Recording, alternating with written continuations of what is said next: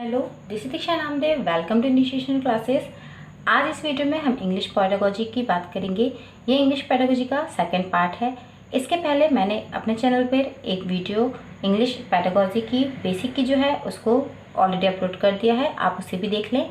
उस वीडियो में हमने बात की थी कि जो लैंग्वेज है उसको दो तरीके से सीखा जा सकता है। फर्स्ट पे था एक्विजिशन और सेकंड था लर्निंग।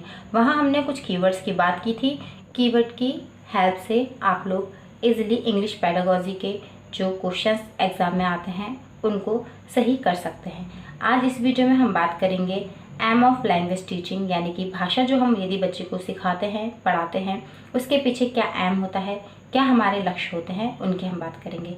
तो जो उद्देश्य हैं भाषा के, कोई भी भाषा हो, हिंदी हो, इंग्लिश हो या कोई भी अदर लैंग्वेज हो, उसको सिखाने का उद्देश्य यही होता है कि बच्चे में समझ को विकसित करना, यानी कि डेवलप करना, उसके अंडरस्टैंडिंग को।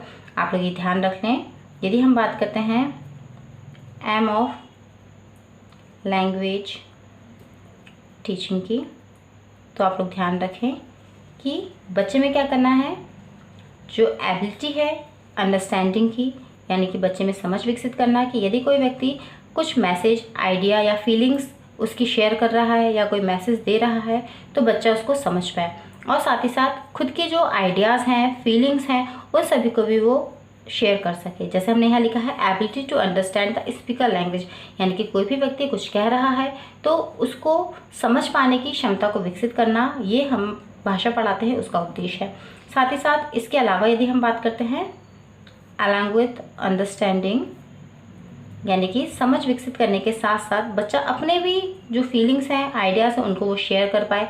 साथ ही साथ अंडरस्टैंडिंग के अलावा वो डेवलप कर पाए अपने क्रिएटिव स्किल्स को। ये इंग्लिश लैंग्वेज पढ़ाने का या किसी भी भाषा को पढ़ाने का एम होता है कि बच्चा जो क्रिएटिविटी है वो बढ़ सके, यानी बच्चे में क्रिएटिव स्किल्स बढ़े, वो अपने आप से कुछ नए चीज़ों को विकसित कर सके, नया इनोवेट कर पाए। इसके लिए भाषा बच्चे को सिखाई जाती है।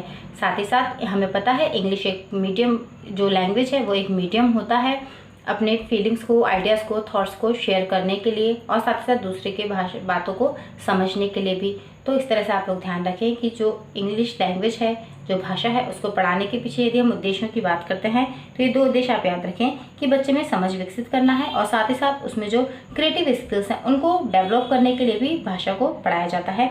ये दो मेन जो है एम है लैंग्वेज टीचिंग के। अब जो लैंग्वेज यदि हम बच्चे को सिखाते हैं तो उसके पीछे कुछ प्रिंसिपल्स का यूज़ होता होगा, तभी तो बच्चा वो भाषा सीख पाता है। चलिए हम यहाँ देखते हैं कि जो लैंग्वेज टीचिंग है उनके क्या क्या प्रिंसिपल हैं। आप लोग यहाँ देख सकते हैं, यहाँ पे मैंने 8 प्रिंसिपल जो है लैंग्वेज टीचिंग के उनको लिखा हुआ है, principle of language teaching. 8 principle के अलावा भाषा को सिखाने के और भी प्रिंसिपल्स होते हैं, यानी कि कई ऐसे सिद्धांत हैं जिनके बेस पर बच्चा भाषा को सीखता है। यहाँ मैंने मेनली जो इम्पोर्टेंट हैं उन 8 लैंग्वेज के प्रिंसिपल्स को लिख दिया है, आप लोग देख सकते हैं। फर्स्ट है हमारे पास प्रिंसिपल है प्रिंसिपल ऑफ एक्सरसाइज, यानी कि अभ्यास के द्वारा सीखना। यानी कि ये जो फर्स्ट प्रिंसिपल है इसका कहना ये है कि बच्चा जो भाषा सीखता है वह एक्सरसाइज के वजह से सीख पाता है, यानी कि अभ्यास के द्वारा सीख पाता है। यानी कि यदि बच्चे को हम सिर्फ रूल्स समझा देते हैं या वो सिर्फ अपने आसपास से, यानी वो यदि लर्निंग करता है या एक्विजिशन करता है, कुछ भी करे, लेकिन यदि बच्चा उसकी प्रैक्टिस नहीं करता है तो सिर्फ सुनकर वो नहीं सीख सकता। जैसे हम अपने आस पड़ोस में देखते हैं, बच्चे यदि भाषा को सुनते हैं सिर्फ और बच्चा ज़्यादा बोलता नहीं है तो उसकी भाषा का अच्छी तरीके से विकास नहीं हो पाता।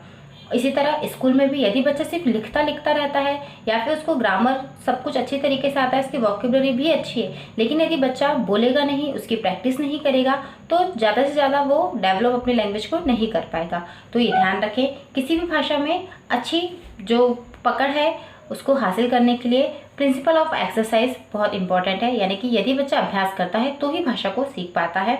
ये जो है लैंग्वेज टीचिंग का फर्स्ट प्रिंसिपल है।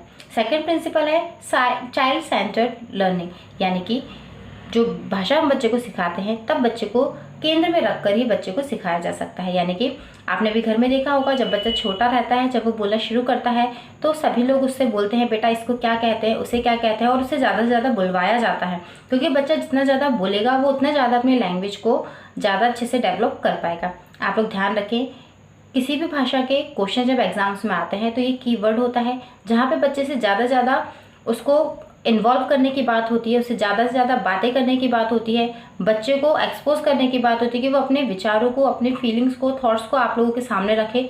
तो वो सारे जो पॉइंट्स हैं वो पॉजिटिव होते हैं। आप लोग जब MCQ सॉल्व करें तो उन पॉइंट्स को पॉजिटिव लेके ही सॉल्व करें। जिन भी ऑप्शंस में बच्चे को ज़्यादा बात करने की बात की जाती है या बच्चे से ज़्यादा इन्वॉल्व करने की बात की जाती है बच्चे को, तो वो ऑप्शंस 99% करेक्ट होते हैं।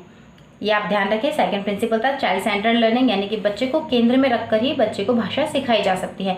यानी कि जैसे आप विद्यालय में भी देखते हैं, स्कूल्स में यदि हम क्या करते हैं, बच्चों को सिर्फ भाषा के पीरियड में सिर्फ सिखाते जाते हैं, हिंदी हो या इंग्लिश हो, हम बस बताते जा रहे हैं ये रूल ये होता है, इस तरह से कुछ भी रूल्स आप बच्चे को सिखाते हैं। लेकिन यदि आप बच्चे से क्वेश्चन नहीं करेंगे तो बच्चे क्या करेंगे, रिप्लाई नहीं कर पाएंगे, यानी कि वो सिर्फ चुप रहेंगे, शांत रहेंगे, सुनते रहेंगे, तो उनकी भाषा का विकास नहीं होगा। तो चाइल्ड सेंटर्ड लर्निंग में प्रत्येक बच्चे पर ध्यान दिया जाता है और उसको इन्वॉल्व किया जाता है। थर्ड हमारे पास जो रूल है वो है कि एक्सपोजर ऑफ द लैंग्वेज, यानी कि यहाँ पे बच्चे को ज़्यादा, हमें वही बात हो रही है सारी लैंग्वेज टीचिंग के जो प्रिंसिपल है उनमें यही कि बच्चे को इन्वॉल्व करना है। यानी कि जो एक्सपोजर के लिए हम बात करते हैं तो ये एक डायरेक्शन है, यानी कि एक डायरेक्शन है इन विच बिल्डिंग फेसेस, यानी कि नॉर्मली बच्चे को बिल्डअप कर रहे हैं हम लोग, यानी कि एक स्टेट होता है ऐसा जिसमें हम बच्चे के कॉन्टैक्ट में आते हैं, ज़्यादा से ज़्यादा उस बच्चे को एक्सपोज करने की कोशिश करते हैं कि बच्चा अपने विचारों को रखे, प्रेजेंट करे, जिससे उसकी भाषा का विकास होगा।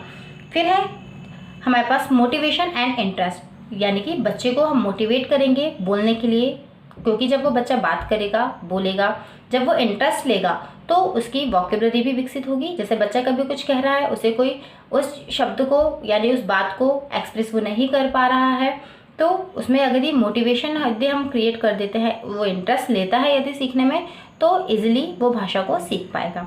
इसके बाद है हमारे पास ओरल अप्रोच। ओरल अप्रोच का मतलब भी यही हुआ कि बच्चा ज़्यादा से ज़्यादा बात करे, यानी कि जो लैंग्वेज टीचिंग है उसका प्रिंसिपल ये है कि ये एक ओरल अप्रोच होता है, यानी कि बच्चा यदि बोलेगा, बात करेगा तो वो अच्छी तरीके से सीख लेता है। ये जितने भी यहाँ पे हमारे पास प्रिंसिपल लिखे हुए हैं लैंग्वेज टीचिंग के, ये आप लोगों को ध्यान में रखना बहुत ज़रूरी है। ये सारे के सारे प्रिंसिपल बच्चों के ऊपर अप्लाई होते हैं, तभी बच्चा अच्छी तरीके से भाषा को सीख पाता है।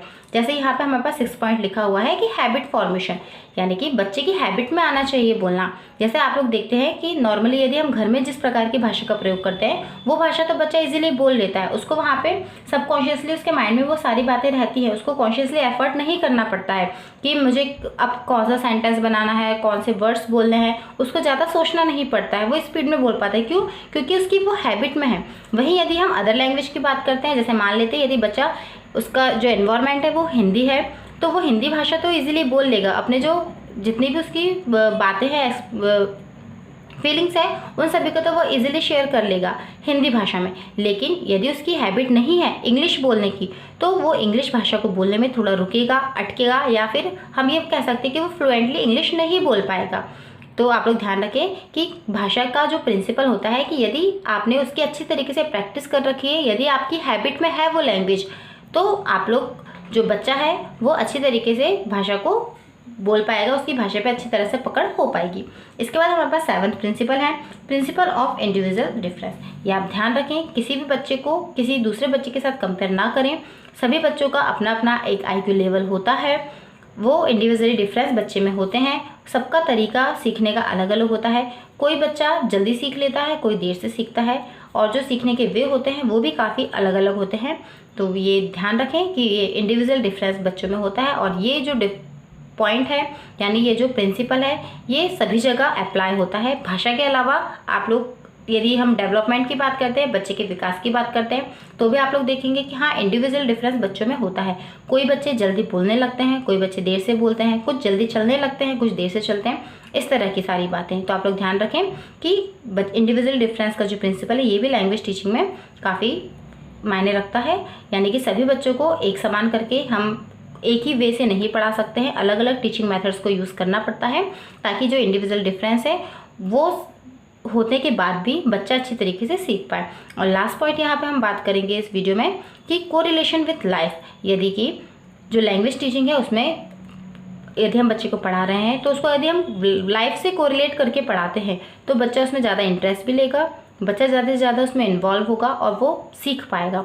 तो यदि हम लैंग्वेज सिखा रहे हैं बच्चे को और किसी और ही दुनिया की बात किए जा रहे हैं, तो जब बच्चे ने उस चीज़ के बारे में सुना ही नहीं है, देखा भी नहीं है, तो बच्चा कैसे कुछ भी आइडियाज़ हैं या जो भी उसको बातें रखनी है वो कैसे रख सकता है। यदि हम लाइफ के साथ कोरिलेट करके भाषा को सिखाते हैं, पढ़ाते हैं, तो बच्चा उसके बारे में काफ़ी कुछ जानता है, तो वो इंटरेस्ट लेगा, ज़्यादा से ज़्यादा बोलेगा और ओरल अप्रोच और बाकी जितने भी हमने प्रिंसिपल्स देखे हैं वो सारे भी यहाँ पे अप्लाई हो जाएंगे। आप लोग ध्यान रखें, लैंग्वेज टीचिंग में ये सारे प्रिंसिपल काम में आते हैं।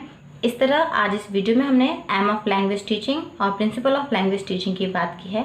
नेक्स्ट वीडियो में आप लोग ज़रूर देखें, उसमें हम बात करेंगे जो लैंग्वेज स्किल्स हैं उनकी। यदि आपको मेरा ये वीडियो अच्छा लगा हो तो प्लीज़ मेरे वीडियो को लाइक करें, शेयर करें और यदि आपने मेरे चैनल को अब तक सब्सक्राइब नहीं किया है तो प्लीज़ सब्सक्राइब भी करें। Thank you.